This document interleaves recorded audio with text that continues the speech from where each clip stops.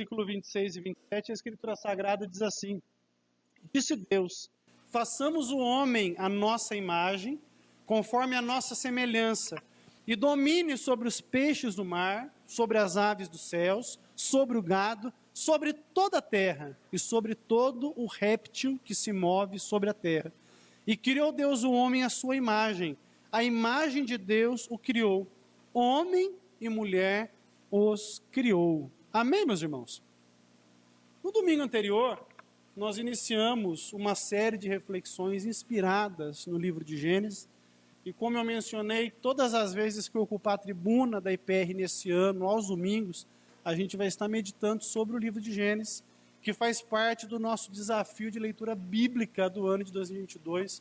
Eu continuo instigando os irmãos que participem desse movimento de leitura bíblica. Nós vamos estar lendo Gênesis, Salmos, João, Romanos e 1ª e 2ª Timóteo. E eu peço que os irmãos se ocupem de ler esses livros, que vai ser de grande edificação para o coração de vocês. E hoje eu quero estar tratando com vocês de um assunto ainda no capítulo 1 de Gênesis, que trata sobre a imagem e a semelhança de Deus no homem, que é uma coisa distintiva que nós, seres humanos, temos, em contraste com o restante da criação. A Bíblia fala que no primeiro dia da criação, Deus criou a luz e a separou das trevas. No segundo dia, ele separou as águas do céu. No terceiro dia, ele separou a terra das águas e criou a porção seca. No quarto dia, ele criou os luminares, o sol, a lua, as estrelas. No quinto dia, ele criou as aves e os animais aquáticos. No sexto dia, ele criou os animais terrestres e a raça humana. E no sétimo dia, a Escritura fala que ele concluiu a sua obra e descansou.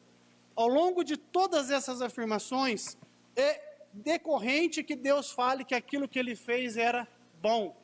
Mas no dia em que Deus cria o homem, ele faz uma interessante afirmação. Ele afirma que aquilo foi muito bom. E por que Deus faz isso?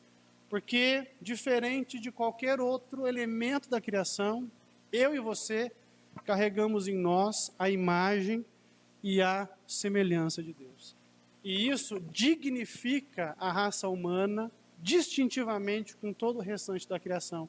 Nós somos seres que carregam a imagem e a semelhança de Deus e somos portadores da glória dele em nós para o louvor do seu santo nome. Quando nós falamos de imagem e de semelhança de Deus, nós precisamos tentar definir biblicamente o que isso significa. Certamente, Deus não é barbudo como o pastor Sérgio e nem magrelo como o pastor Daniel. E é pouco provável que ele seja forte como o Emerson é. Então, num primeiro momento, imagem e semelhança, pode parecer que Deus tem essas características de ser humano que nós temos. Que ele tem mão, que ele tem pé, que ele tem orelha. A Escritura fala que Deus é espírito. Então, Deus não possui um corpo como nós, ele é um ser espiritual.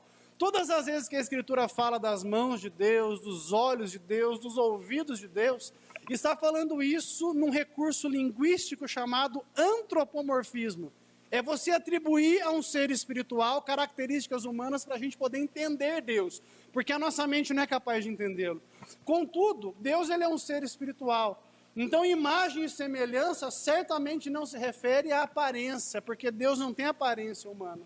Mas a palavra imagem tem um importante significado. Nós temos aqui a Ana que trabalha com artes gráficas. E certamente quando ela manuseia uma fotografia, um arquivo JPEG, ela chama aquele arquivo de imagem. Manda a imagem para mim. A imagem é uma representação de uma outra coisa. Quando nós colocamos aqui na frente da igreja fotos da história da igreja, nós estávamos colocando ali figuras que representavam algo real que havia acontecido. Então, quando nós afirmamos que o homem é imagem e semelhança de Deus, nós estamos dizendo que Deus, de alguma forma, deixou a raça humana como um meio pelo qual toda a criação poderia enxergá-lo e percebê-lo. Não no seu aspecto físico, mas nas características espirituais, éticas e morais que nós trazemos.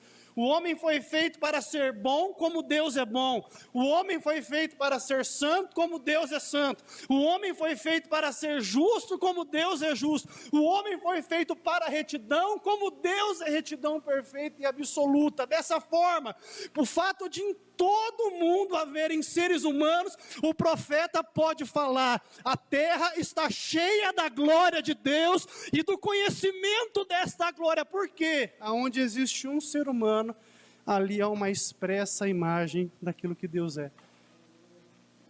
Mas infelizmente, nós falhamos na nossa missão de obedecermos a Deus, e essa imagem em nós ficou desfigurada. Então eu quero começar definindo que a Bíblia mostra, tanto antes da queda, como depois, que o homem é portador da imagem de Deus. Abra sua Bíblia em 1 Coríntios capítulo 11, verso 7, por gentileza. Em duas passagens, depois da queda, duas passagens do Novo Testamento, os seus escritores continuavam dizendo que o homem carrega consigo a imagem e a semelhança de Deus. 1 Coríntios capítulo 11, versículo 7, a Escritura Sagrada diz assim: o homem, pois, não deve cobrir a cabeça, porque é a imagem e a glória de Deus, mas a mulher é a glória do homem. Em Tiago, capítulo 3, e no versículo de número 9, a Escritura Sagrada diz assim, falando a respeito da nossa língua: com ela bendizemos a Deus e Pai, e com ela amaldiçoamos os homens que são feitos à semelhança de Deus. Isso significa claramente, meus irmãos, que cada ser humano da face da terra carrega consigo a imagem de Deus. Carregamos essa imagem de uma forma intrínseca e irrevogável. Mas, como a Ana sabe disso, porque ela trabalha com publicidade, a imagem pode estar um pouco borrada, por falta de resolução. E o pecado fez exatamente isso com a gente. Nós nos tornamos imagens borradas daquilo que Deus é. E o que causou isso em nós é o pecado, a constante e obstinada desobediência do nosso coração. Então, olhando o texto bíblico, Gênesis capítulo 1, a partir do versículo 26, quando nos é apresentada a afirmação de que nós fomos feitos imagem e semelhança de Deus, ali nós conseguimos definir o que Deus tinha em mente ao nos dotar com a sua imagem e semelhança. Gênesis capítulo 1, versículo 26, eu vou reler a parte A. A Escritura Sagrada diz assim: e disse Deus, façamos o homem à nossa imagem, conforme a nossa semelhança. Nós fomos feitos para manifestar a glória de Deus, mas nós não somos divinos, nós somos criaturas do Criador. Então nós manifestamos a glória de Deus, mas a glória pertence somente ao Senhor. Nós somos humanos, Deus, Ele é divino. Nós somos a imagem, Ele é a realidade. Nós somos demonstrações do que Deus é. Deus é tudo e sobre todos para a glória do seu santo nome. Nós somos como um espelho que reflete. Ele é a luz inacessível, o Todo-Poderoso, aleluia. O Pai, o Filho e o Espírito Santo. Então nós manifestamos a glória. Através de nós, um pouco da natureza de Deus pode ser conhecido. Ainda como imagem e semelhança de Deus, nós somos feitos como regentes desse mundo que foi criado. A Escritura diz na continuidade do verso 26, domine sobre os peixes do mar, sobre as aves dos céus, sobre o gado e sobre toda a terra e sobre todo réptil que se move sobre a terra. Marque na sua Bíblia essa palavra domine. Quando nós fomos criados à imagem de Deus, Deus nos criou para exercermos uma administração amorosa, santa, cheia de justiça nesse mundo que foi criado. O homem tirou do mundo criado o seu sustento, criou coisas maravilhosas, ocupou espaços, porque faz parte do plano de Deus que nós façamos isso. O Deus todo soberano, que governa tudo, compartilhou conosco o dom de administrar, de reger, e deveríamos fazer isso com equidade, para a glória de Deus. Além disso, nós fomos feitos com distinções que nos complementam, sem com isso diminuir o nosso valor. Cada ser humano, seja homem ou mulher, seja rei ou plebeu, carrega da mesma forma a imagem de Deus. Homem e mulher os criou. Em funcionalidades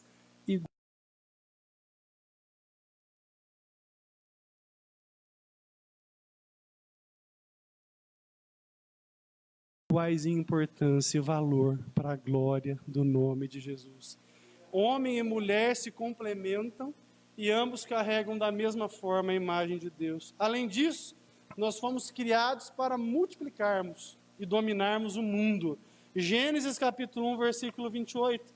E Deus os abençoou e lhes disse: frutifiquem, multipliquem-se, encham a terra, sujeitem ela, dominem sobre os peixes do mar, sobre as aves do céu, sobre todo animal que se move sobre a terra.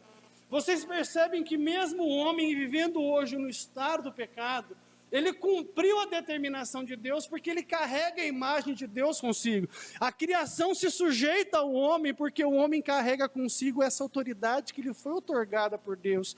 Então, embora hoje sejamos imagens borradas da glória de Deus, nós ainda exercemos aquilo para o qual nós fomos criados, embora nós sabemos as consequências da má administração que nós fazemos da criação, nas mudanças climáticas, em tudo que tem acontecido nesse mundo. Por quê? Não temos feito isso em retidão e em justiça como Deus esperava que nós fizéssemos, mas estamos sim, como a Bíblia diz, dominando o mundo. E por fim, nós recebemos como imagem de Deus um mandato cultural de cultivar e guardar o mundo onde nós fomos inseridos. Abra sua Bíblia em Gênesis capítulo 2, versículo 15. Então, além de termos todas essas características, nós temos um propósito: cultivar e guardar o mundo onde nós fomos inseridos.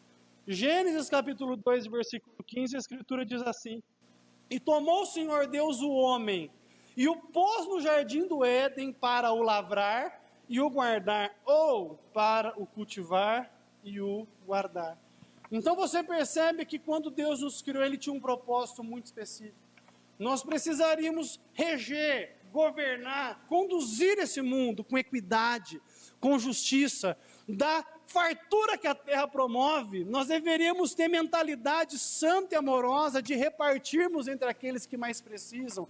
Nós deveríamos fazer da mesma forma que Deus faz conosco, demonstrarmos através da nossa regência da criação o amor, a fidelidade e o cuidado de Deus. Você vê como que Deus atribui a nós valor. Isso é lindo. Apesar de nós sermos miseráveis pecadores e criaturas, nós carregamos conosco a própria imagem de Deus. Isso é lindo. Nenhuma filosofia, nenhuma cultura atribui tanto valor ao homem como a Escritura Sagrada e a fé cristã. Para a biologia, você é uma espécie chamada Homo sapiens. Você é vertebrado, mamífero, um ser racional. Para a filosofia, você é um ser vivo, um material que é unidade e totalidade ao mesmo tempo. Para a sociologia, você é um indivíduo que mora na sociedade, que influencia e pode ser influenciado. Que valor tem isso? Mas a Escritura olha para você, seja você negro ou branco, rico ou pobre, rei ou plebeu, homem ou mulher, e ela diz a seu respeito: você é imagem e semelhança de Deus. Deus atribui valor à nossa vida. Você pode glorificar o nome dele por isso?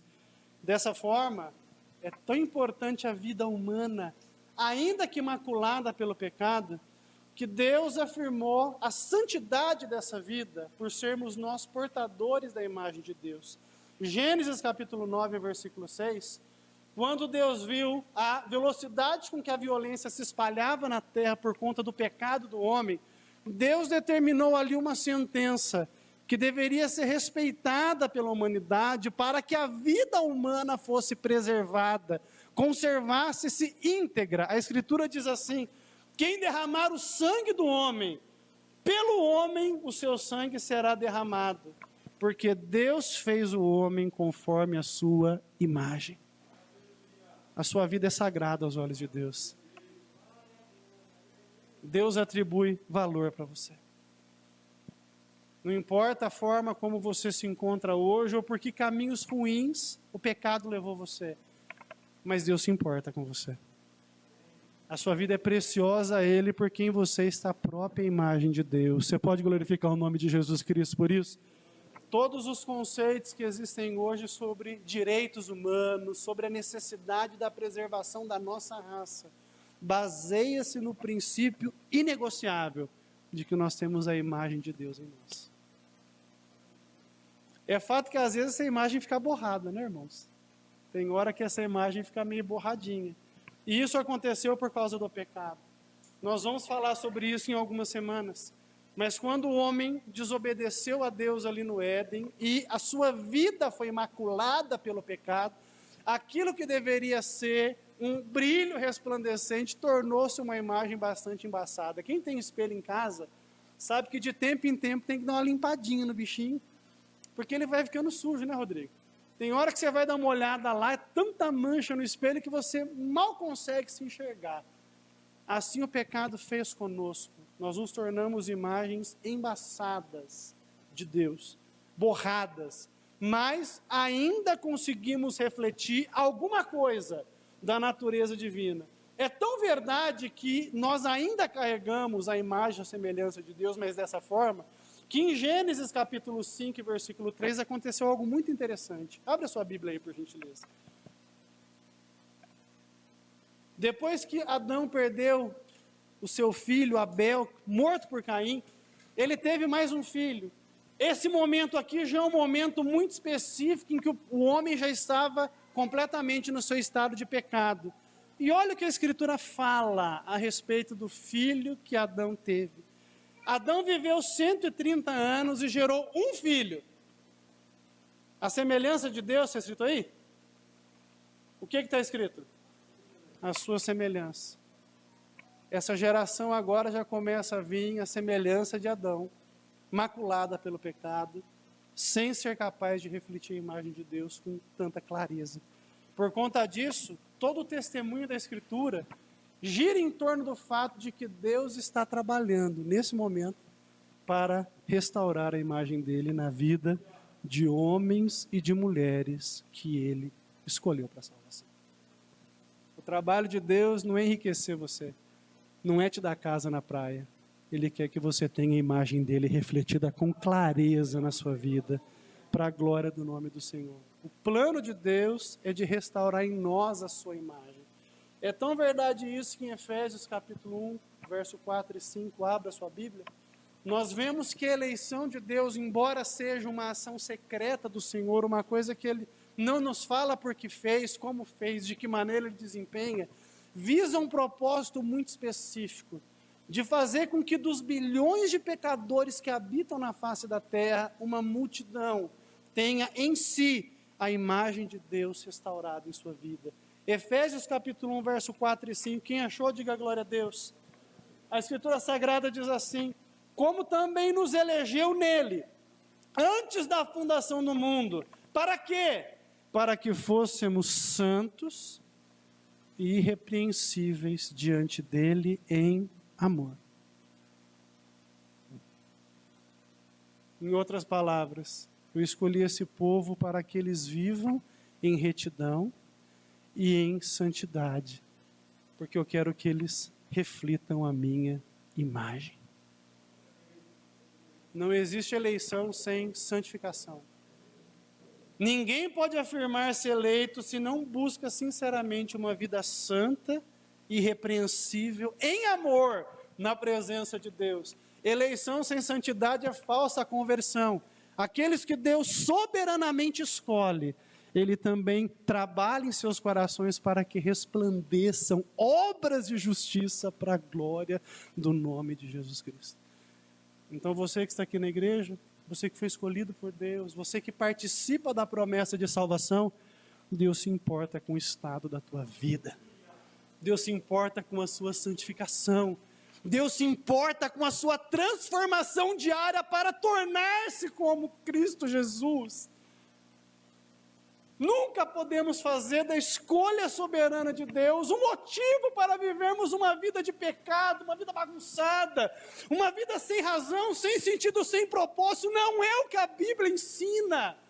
A Bíblia nos mostra claramente que aquele que está trabalhando em nós está fazendo isso para nos tornar santos em sua presença. Como está o seu coração hoje na presença do Senhor? De que maneira você tem conduzido a sua vida? De qualquer modo? De qualquer maneira? É verdadeira a sua conversão? Você nasceu de novo? Você verdadeiramente se arrependeu dos seus pecados? O seu prazer é Cristo, o seu amor é Ele, o seu objetivo é Ele? A sua vida é vivida para a glória de Deus ou para a sua própria glória? Ele nos elegeu, aleluia, para sermos santos e irrepreensíveis diante dEle, em amor. E nos predestinou para filhos de adoção por Jesus Cristo, para si mesmo, segundo o beneplácito de sua vontade. Deus não apenas te escolheu, mas te adotou. E espera-se que um filho de Deus seja como Deus, amoroso, santo, reto, puro.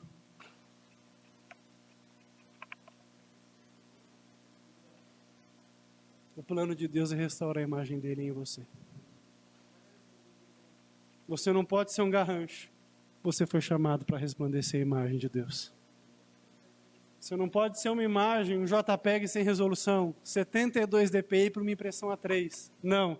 Você foi chamado para ser uma imagem de alta definição. Deus quer que você demonstre na sua vida aquilo que Ele é. Você pode glorificar o nome de Jesus por isso? Esse povo, resgatado da sua vã maneira de viver por Cristo, passa a se revestir do novo homem. Assume a identidade de um salvo em Cristo, porque foi feita uma nova criação. Irmãos, existe uma necessidade de reprisarmos esse assunto que vocês já cansaram de ouvir. Mas vocês têm que ouvir bastante, porque Martinho Lutero falou que nós nos esquecemos do Evangelho muito facilmente. Evangelho não é trocar de religião. Ah, deixei de ser católico, agora eu sou crente. Não, deixei de ser espírita, agora eu sou crente. Trocar de religião, todos nós podemos com muita facilidade, não tem nem que sair de casa para isso. Mas a conversão é uma obra miraculosa. Aleluia. Operada pelo Espírito Santo no nosso coração. Ele entra no nosso coração. E ele transforma aquele coração de pedra, pagão, idólatra, cheio de orgulho de pecado, e ele quebra aquele coração de pedra e coloca no lugar um coração de carne que pulsa para a glória de Deus. Ele nos refaz, ele nos vira do avesso. Segundo aos Coríntios capítulo 5, verso 17, a Bíblia diz que se alguém está em Cristo, nova criatura é.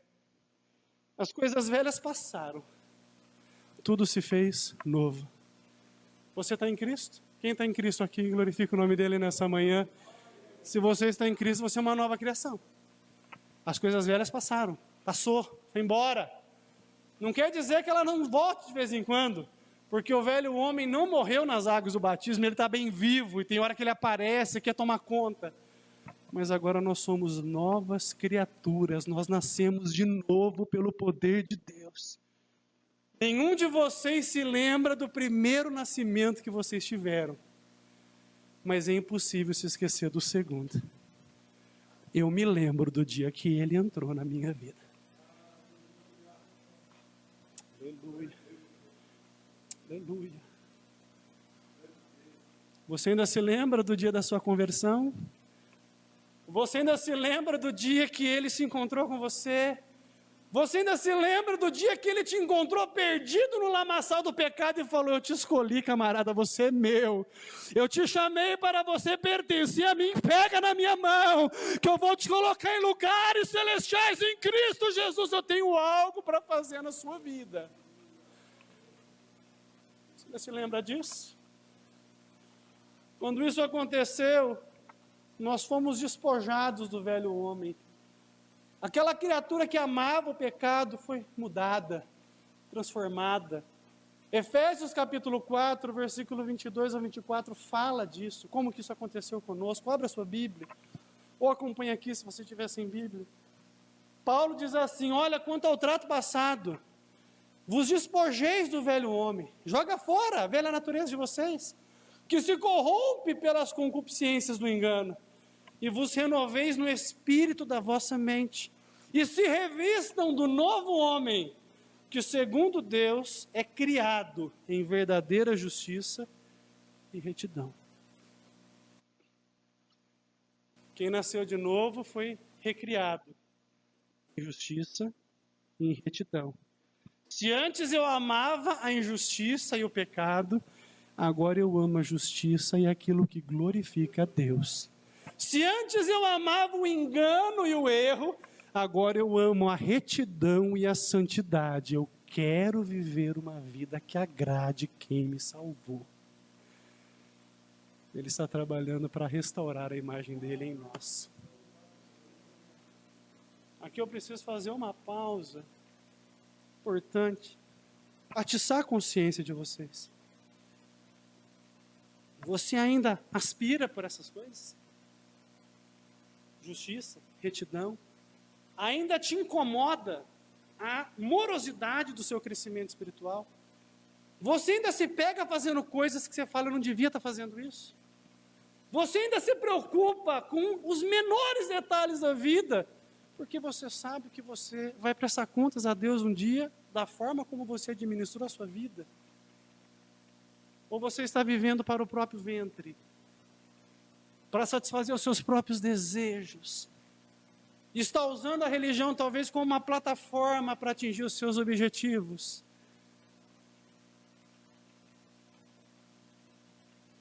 Quem se revestiu do novo está buscando verdadeira justiça e retidão.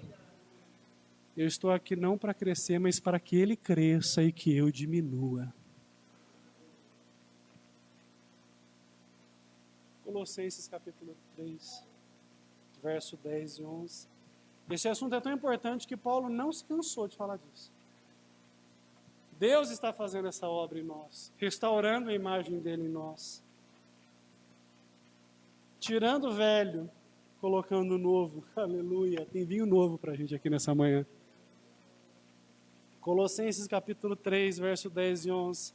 E vos vestistes do novo homem, que se renova para o conhecimento, segundo a imagem daquele que o criou, aonde não há grego, nem judeu, circuncisão, nem incircuncisão, bárbaro, cita, servo, livre, mas Cristo é tudo em todos. A partir do momento em que eu entro por esse caminho que o Evangelho me proporciona, as distinções são deixadas de lado. Você percebe como a nossa sociedade se polarizou? Não é? Então hoje nós temos polarização social. Negro contra branco, rico contra pobre, bolsonarista contra lulista. Polarização. E crentes, coitados, entram por esse caminho perigoso. A Escritura fala, olha, agora não tem mais espaço para isso. Cristo é tudo em todos. Diante do tribunal de Cristo, não vão perguntar para você se você foi um bom progressista, se você foi um conservador de qualidade. Vão perguntar para você o quanto você se tornou parecido com Cristo em justiça e em retidão. Por isso, qualquer tipo de militância para essas coisas terrenas é diabólica, terrena, pecaminosa, carnal. Nós não militamos por esses temas, nós militamos pelo Evangelho de Jesus Cristo. Porque para nós, meus irmãos, temos consciência dos males sociais que qualquer vertente política pode causar, que qualquer pensamento extremo, de extremismo pode causar. Mas nós sabemos que quando Cristo está reinando numa sociedade, a justiça, a retidão, a tolerância, amor. Então, embora como cidadãos nos posicionemos nos polos, o nosso alvo é Cristo. O nosso foco é Cristo. É isso que vai ser levado em conta naquele dia. Amém, meus irmãos? Deus não quer que sejamos garranchos, mas representações belas, vívidas, coloridas da sua glória, do seu amor e do seu poder. E quando eu penso nisso, eu quero trazer para os irmãos uma reflexão aqui para nós. A doutrina é bela, mas como que ela se aplica na nossa vida? Irmãos, nós somos igreja de Jesus, povo escolhido, zeloso, de boas obras. O testemunho que a Escritura dá da igreja é o mais belo. Nós somos um povo zeloso, um povo de boas obras, nós somos a noiva de Cristo. Você pode glorificar o nome do Senhor por isso? Coisa linda! Mas nós temos vivido isso de verdade. Irmãos, essa semana eu estava conversando com a minha esposa. Irmãos, eu fiquei abismado de ver irmãos de igreja, pessoas que eu pastoreei, que estão na igreja, fazendo vídeos, reels, de piadas sujas, com palavrão. Estão na igreja, tomando ceia, atuando em departamentos, e para tirar risada das pessoas, ter curtidas, né, ter representatividade, fazendo essas coisas para se mostrarem pessoas legais. Olha, eu sou da igreja, mas eu sou bola para frente. Cristãos fazendo tutoriais de maquiagem com músicas de Lady Gaga, Madonna, e mandando beijinho no final do vídeo.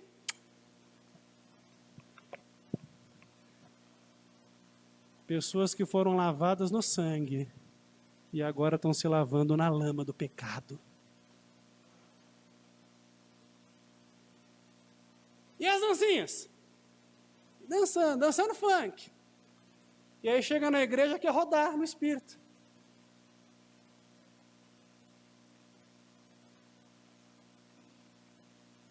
Nós não fomos chamados para sermos relevantes. Não fomos chamados para ter curtidas. Não fomos chamados para sermos influencers. A gente foi chamado para ser santo, meus irmãos. A igreja atrai não é por ser igual ao mundo, mas por ser diferente dele. Isso não é um convite para você viver uma vida carrancuda. Brinque, dê risada, se alegre. Mas entenda que existe moralidade e imoralidade. Existem brincadeiras sadias e brincadeiras imundas. E nós precisamos, com a mente renovada pela palavra de Deus, sabermos transitar nesse mundo sem nos contaminarmos. Jesus orou a nosso respeito: Deus, eu não peço que o Senhor tire eles do mundo, mas livre eles do mal. Nós temos que andar no vale da sombra da morte, sem nos intoxicarmos com as sombras do pecado que tentam invadir o nosso coração. Deus é santo e o povo dele é santo também. A gente não foi chamado para ser relevante, foi chamado para ser santo. Você vai comparecer um dia diante do tribunal de Cristo para ser recompensado, meu irmão. Eu dispensava isso, irmão Edson, eu só queria chegar. Ô Sérgio, vai aqui na fila do tribunal. Não, eu estou satisfeito só de chegar. Não quero nem saber o que tem de prêmio. Eu quero chegar. Para mim é melhor estar com Cristo do que estar nessa terra aqui. Eu dispenso o galardão, Jesus, eu quero estar no teu colo. Mas a Bíblia fala que todos nós vamos comparecer perante o tribunal. Não para sermos julgados, para sermos recompensados. Quando o livro for aberto, o que vai estar lá? O Daniel fazia umas dancinhas aqui de funk legal lá no TikTok. Olha, a Anitta fazia um tutorial de maquiagem, mandava até beijinho no ombro. O recalque passa longe.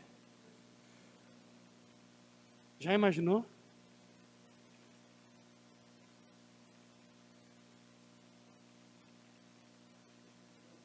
Quando o livro for aberto, ele estava nas orações orando pela igreja. Ele passou algumas noites lendo a Bíblia e orando, porque ele queria ensinar a igreja com qualidade. Ele se lembrou de alimentar o faminto, de visitar o doente, de ouvir o oprimido.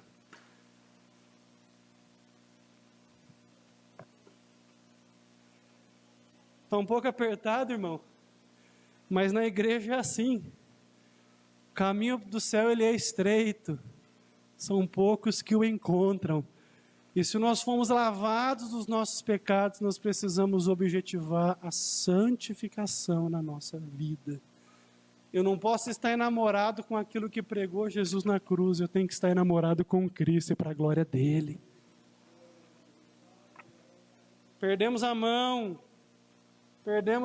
Igrejas viraram boates.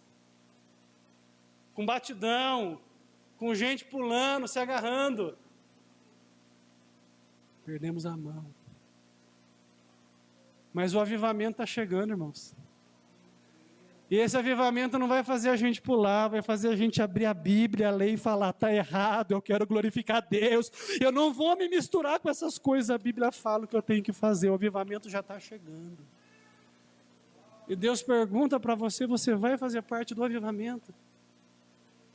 Você vai voltar a ler a Bíblia, você vai voltar a temer a Deus, honrar a santidade dEle, a presença dEle. Porque nós somos feitura de Deus. Abra sua Bíblia em Efésios capítulo 2, versículo 10. As pessoas que foram salvas dos seus pecados são novas criações em Cristo. Já não se misturam com essas coisas. Já deixam de lado essas coisas que são imorais. Não querem isso para suas vidas. Efésios capítulo 2, versículo 10. Quem achou, diga glória a Deus. A Escritura diz assim, porque somos feitura sua, criados em Cristo Jesus para as boas obras, as quais Deus preparou para que andássemos nelas. Você foi criado em Cristo para boas obras, não para más obras. E agora eu preciso que você entenda algo importante aqui. Muito importante. Deus tinha um objetivo quando Ele decidiu restaurar a imagem dEle em nós. O que nós vemos em Gênesis é um retrato poderoso do que uma pessoa que foi criada em justiça e retidão pode viver. Eu fiquei pensando, irmão Emerson, na inteligência que Adão tinha. A Escritura fala que Deus colocou cada animal diante dele e Ele deu nome. Ô irmãos, para escolher o nome da Alice e do Raul, Rodrigão deu um trabalho. E pegou a revistinha e abriu, e vai, não, Suzana, não, é Bianca, não, Bruna, e pai, foi o ó do Borogodó. Mas Adão deu nome para cada um dos animais. O primeiro zoologista da história. Esse aqui vai chamar cachorro, esse aqui vai chamar elefante. Esse aqui vai chamar jumento. Que criatividade que ele teve. Que criatividade que ele teve. Adão, toma conta aí, domina. Dá lugar. E ele foi desenvolvendo. E a sua descendência ocupando. Deus nos criou para o crescimento. Então por que nós vamos nos ocupar com coisas ruins? Sem edificação, se nós podemos nos ocupar com coisas boas, que refletem a glória de Deus. Alguns de vocês são oriundos do movimento pentecostal brasileiro, como eu fui. Os pentecostais cometem um erro grave na sua teologia, na sua cosmovisão, que é separar a vida em sagrada e secular. Então, por exemplo, pergunta para um pentecostal, quem é mais importante para Deus, um pastor ou um médico? Ele vai falar um pastor, certamente. Por quê? Espiritual. Médico é secular.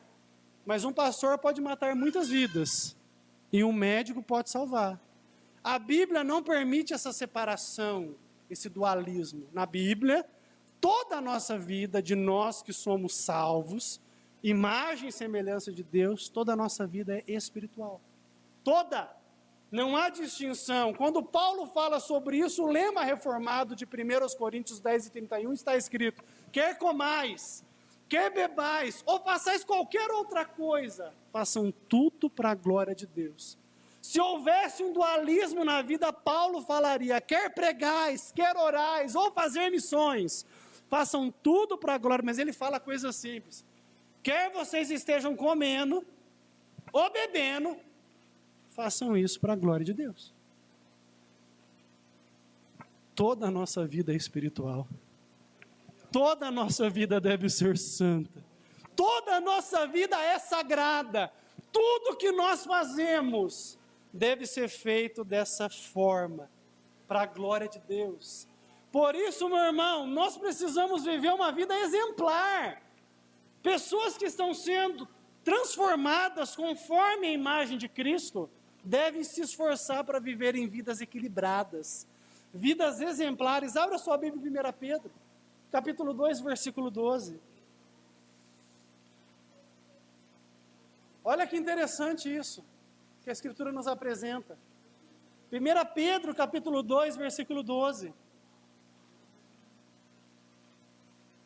Cada detalhe da vida conta. Onde estudamos, onde comemos, onde gastamos nosso dinheiro, o tipo de programa que assistimos, a forma como administramos nossa liberdade, nossos hábitos, tudo conta para Deus. 1 Pedro, capítulo 2, versículo 12. Quem achou, diga glória a Deus. Vivam entre os pagãos de maneira exemplar, para que mesmo que eles os acusem de praticar o mal, observem as boas obras que vocês praticam e glorifiquem a Deus no dia da intervenção dele. A nossa vida tem que ser exemplar. Exemplo de vidas equilibradas, de vidas que vão para frente. Por isso, preste atenção, não deve ser considerado imoral estudar, se capacitar, trabalhar, ganhar dinheiro, investir, poupar, constituir patrimônio. Na nossa sociedade progressista, se tornou imoral crescer. Mas Deus nos formou para o crescimento. Deus nos formou para isso. Ah, mas se você crescer muito, você tira a oportunidade do outro. Não. Embora o pecado tenha gerado uma sociedade cheia de desigualdade, e os nossos inícios sejam diferentes, todos nós podemos fazer boas escolhas e deixarmos a nossa nova condição melhor que a anterior. É só escolher o certo e glorificar a Deus, que Deus nos encaminhe a fazermos a vontade dEle. A sociedade fala que é imoral ganhar dinheiro, constituir patrimônio, se preocupar, mas quando nós vivemos uma vida dessa forma, irmãos, nós impactamos passado, presente e futuro. Já parou para pensar nisso? O impacto que uma vida vivida à imagem e semelhança de Deus pode causar, se eu decido me revestir do novo homem, e ser em Cristo a melhor versão de mim mesmo, o meu presente é impactado, as contas ficam em dia, eu fico menos doente porque eu durmo melhor, eu proporciono para a minha casa um ambiente mais adequado de convívio e de harmonia. O meu presente é abençoado, o meu passado também. Os meus pais olham para mim e podem falar, tem feito a diferença. E o meu futuro também se torna abençoado, porque eu garanto para os meus filhos um começo de vida melhor. Foi isso que Deus pensou. Homens e mulheres que carregam a imagem de Deus, vivem vidas equilibradas que expressam a eternidade. Passado, presente e futuro é transformado porque decidimos viver para a glória de Deus. Essa vida que você está vivendo vai deixar aqui esperança para os seus filhos. A forma como você vive vai inspirá-los a serem bons cristãos, bons profissionais, bons trabalhadores. Eu e o irmão Edson temos acompanhado uma história muito triste que está acontecendo com ele, com uma das pessoas daqui do entorno. Ele sabe o que eu estou falando. E a má administração de vida dessa pessoa é notável. A pessoa passa o dia aí fazendo e acontecendo. Ontem eu passei aqui e eu vi o filho na rua. Cabisbaixo, triste. E aquilo machucou meu coração. E eu pensei, a vida que eu vivo reflete na qualidade de vida dos meus filhos. Então, se eu viver bem, se eles verem em mim um homem trabalhador, um homem esforçado, que acorda cedo para trabalhar, que não tem preguiça, eles vão aprender que isso é o certo. E Deus vai ser glorificado nisso. Se eles verem em mim um exemplo de vida cristã, veem que eu não sou crente só na igreja, que eu oro em casa, que eu leio a Bíblia em casa, que eu faço culto doméstico com eles, que eu oro com eles antes de dormir, que eu os oriento conforme a Bíblia ensina, Eles vão saber, religião não é coisa de domingo de manhã, é coisa para a vida. E eles vão querer viver para a glória de Deus. A vida que você vive tem impacto eterno. Glorifica o nome do Senhor Jesus Cristo. Deus soberanamente decretou todas as coisas, mas Ele decretou que o povo da aliança seja santo, seja esforçado, dê exemplo, tenha moral. Quando as pessoas olham para você, elas sentem vontade de ser como você? Elas podem não concordar com a sua fé, mas ele fala, olha, o Rodrigo tem uma fé estranha. Esse negócio de eleição, coisa estranha a fé dele. Mas, pô, o camarada venceu, está indo bem. O que as pessoas pensam de nós quando olham para a gente? Deus quer restaurar a imagem dele nas nossas vidas, irmãos. Aleluia. O nosso crescimento e o nosso desenvolvimento pessoal, esse tornar-se como Cristo, é a razão pela qual Deus nos escolheu e enviou seu Filho para morrer por nós. A salvação cristã é mais do que perdão de pecados, muito mais. Cristo não morreu na cruz só para perdoar os seus pecados. Eu chamo a salvação, defino ela com 3 P's: perdão, posição e propósito. A morte de Cristo na cruz, a fim de restaurar a imagem de Deus em nós, primeiramente e claramente, é para nos perdoar dos nossos pecados. Abra sua Bíblia em Efésios capítulo 4 e versículo 32. Salvação é perdão. Efésios capítulo 4, versículo 32.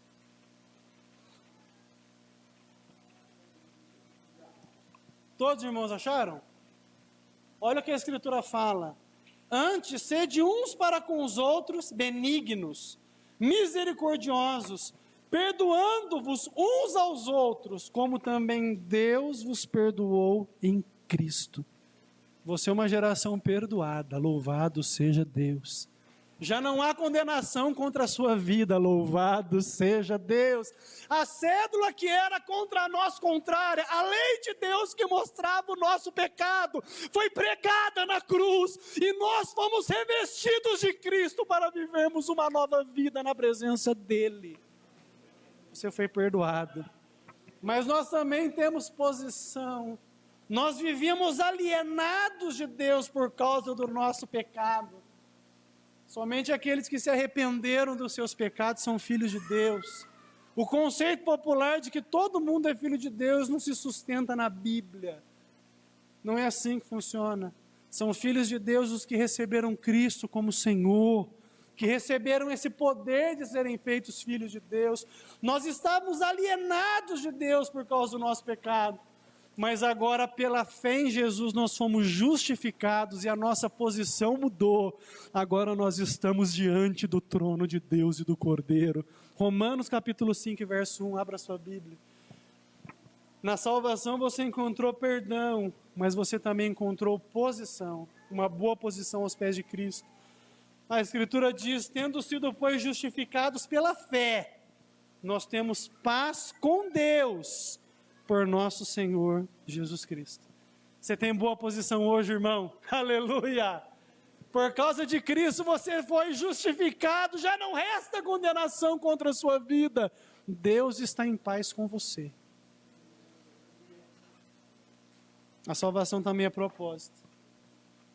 Já que nós somos perdoados e obtivemos boa posição, de que maneira eu vou conduzir minha vida agora?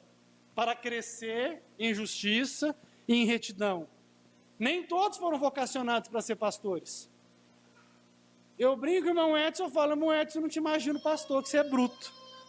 Ele fala assim para mim, ô Sérgio, eu sou 880. E eu falo para ele, pastor tem que ser 8, 18, 88, 48, 38. Mas tá, não foi chamado para ser pastor, não tem essa vocação. Ele é menos que isso? Por isso? Não. O que ele vai fazer? O que Deus me ensinou na vida? Eu aprendi na vida a lavrar terra, a gerir negócio, a trabalhar, a ser um bom comerciante. Pois eu vou ser o melhor patrão que eu posso ser. Eu vou abrir porta de emprego para que pessoas tenham sustento através do meu trabalho aqui e eu vou glorificar a Deus com isso. E lá na igreja, como eu sei fazer manutenção, eu não vou deixar o Sérgio ficar tirando varal com foto, eu vou lá e tiro. Eu vou entrar na igreja, eu vou ver coisa fora do lugar, eu tenho mão para arrumar, eu vou lá e vou arrumar. Eu vou viver minha vida para a glória de Deus, na esfera que Deus me proporcionou. Assim é com vocês. A Benê faz cafezinho dela lá no trabalho, para todo mundo, da empresa que ela saiu, estão pedindo para ela voltar. Está todo mundo com saudade do trabalho dela. Por quê? Glorificou a Deus ali. Foi a melhor pessoa que podia ser ali. Imagina quando a Ana sai da Lince, o Flávio morre. Porque se esforça. Aonde Deus te colocar, você tem um propósito ali. Seja o melhor, a melhor arte finalista, o melhor comerciante, o melhor marceneiro, a melhor confeiteira, o melhor multimídia.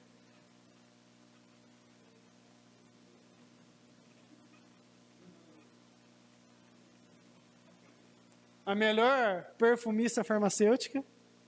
Seja o melhor. Sorria. Não sorrisa, irmão. Bom dia. Vê alguém triste? Tá tudo bem, posso te ajudar. Isso é ser cristão, irmãos. Eu estava orando de sexta-feira, estudando Timóteo, irmão, estou lá em Timóteo, irmão, não saí de lá. O negócio tá bom, irmão, Deus está me esmagando lá. Aleluia. E Deus me deu uma revelação orando. Lendo a Escritura Sagrada, é interessante quando Paulo fala a respeito do papel da mulher na igreja. Num dado momento ele parece ser extremo. Quando você estuda o contexto, você vê porque ele falou com aquele peso para as mulheres, para elas aprenderem silêncio, ficarem caladas. Ele não estava impedindo o protagonismo delas, mas aquelas mulheres ali estavam querendo se tornar presbíteras, em obediência aos falsos mestres. Então ele vai lá e ele aperta elas, ó. No plano de Deus tem lugar para todo mundo, e esse não é lugar para vocês. Tem espaço. E ele fala assim para elas, olha, vocês vão ser preservadas, salvas, se vocês viverem as suas vidas como mães, gerando filhos. E naquela hora, estudando aquilo, Deus falou comigo, meu servo, há uma idolatria na igreja por papéis ministeriais. Homens e mulheres querem ser pastores, cantores, ministros e tudo, mas têm falhado no mínimo, que é viver a vida comum para a minha glória. Não adianta eu pregar aqui para vocês se eu bato na minha esposa em casa. Não adianta eu me sentar com um membro para orientá-lo se a minha esposa não tem ombro meu para poder ouvi-la. Não adianta você cantar bonito aqui se você dá calote no seu trabalho lá. Não se separa a vida. A vida comum tem que ser sobrenatural. Lave a louça em casa para a glória de Deus. Coloque o lixo para fora para a glória de Deus. Ame os seus filhos para a glória de Deus. Viva uma vida comum que glorifique o nome de Jesus. Porque senão, irmãos, nada vai funcionar. Há algo de sobrenatural em viver a vida comum para a glória de Deus. É doce, é feliz, é colorida, é alegre. E Deus está falando conosco aqui. Deus te deu um propósito. Cumpra esse propósito para a glória de Deus. Última leitura. Salmo 138, verso 8. Penúltima, viu? Vou ter que ler mais uma. Lembrei. Salmo 138, verso 8. Quem achou, diga glória a Deus. Você tem um propósito. E a Escritura diz, o Senhor cumprirá o seu propósito para comigo. Teu amor, Senhor, permanece para sempre. Não abandones as obras de tuas mãos. Irmão, você pode estar hoje meio perdido, ferido, machucado. Eu posso ter atiçado a sua consciência hoje, mas Deus está dizendo para você, Ele vai cumprir o propósito dele na sua vida. Se esforce, faça valer o que Jesus falou a nosso respeito, Mateus 5,16. Assim brilhe a luz de vocês diante dos homens, para que vejam as suas boas obras e glorifiquem ao Pai de vocês que está nos céus. Deus está despertando você para ser exemplo, para fazer a diferença. E para, em Cristo, por meio dos méritos que Ele obteve na cruz ao morrer por nós, crescer em justiça e em retidão, para a glória de Deus. Fique de pé em nome de Jesus.